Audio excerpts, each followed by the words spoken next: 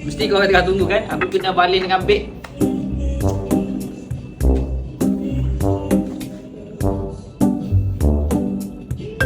Masih tunggu lagi? Tak ada.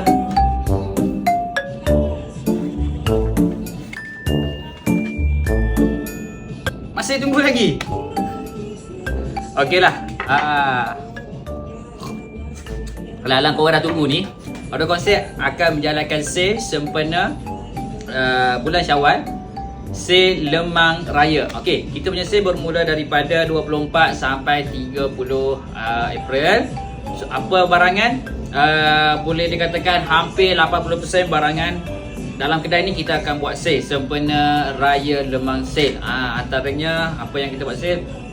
Kemah, barang water sport, barang hiking, barang climbing, dan banyak lagi lah. So kepada korang jangan lupa save tarikh siap-siap untuk dapatkan barangan sale. Alright, dan jangan lupa untuk like, follow dan share.